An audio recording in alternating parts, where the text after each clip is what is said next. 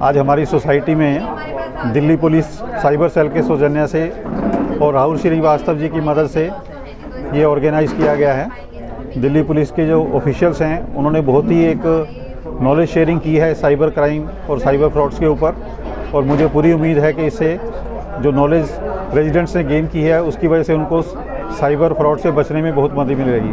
धन्यवाद। बच्चों को भी ज़्यादा टेक्निकल नो हाउ नहीं पता होता, हमारे बुजुर्ग भी हैं और महिलाएं जो घर पे रहती हैं, जो लिस्ट है वो आपको डिटेल्स में हमारी की नोटिस अपेंडी है।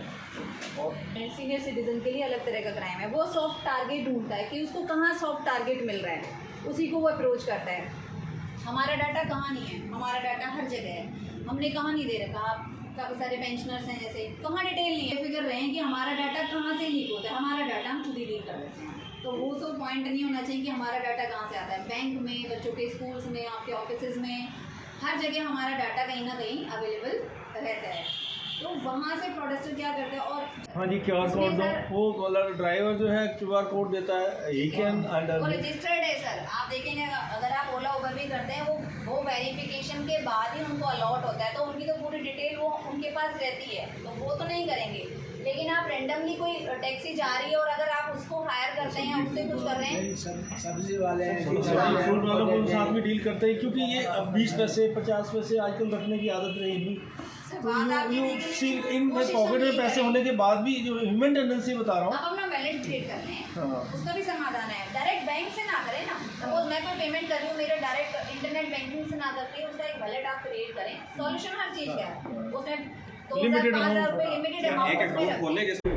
देखिए, इसमें बहुत सिंपल सी बात है कि आप लोगों को अपने पासवर्ड जो है वो सेफगार्ड करने हैं। पासवर्ड आप ऐसे रखिए जिसमें आपको कई बार नंबर्स यूज़ करने हैं, कैप्स में यूज़ करना है, स्मॉल लेटर्स में यूज़ करना है, सिंबल्स यूज़ करने हैं, मल्टीपल सिंबल्स यूज़ करने हैं। थोड़ा सा कॉम्प्लेक्स रखिए जो कि, और उसकी एक कॉपी बना के रखिए ताकि अगर आप भूल भी जाएँ तो वो आप कॉपी से फैच कर सकें।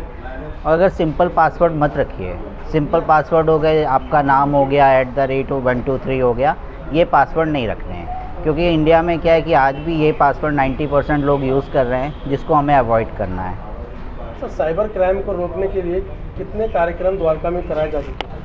सर, अभी तक ये हमारा 37वां प्रोग्राम था द्वारका के अंदर। 36 प्रोग्राम्स ऑलरेडी इससे हो चुके हैं, CGHS में, DDS में।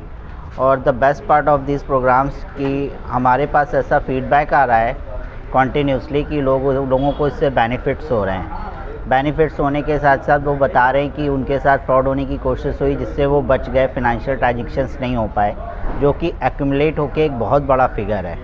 तो इन प्रोग्राम्स की ये विक्ट्री भी है और सेंसिटिविटी और सीरियसनेस इस प्रोग्राम से आ रही है।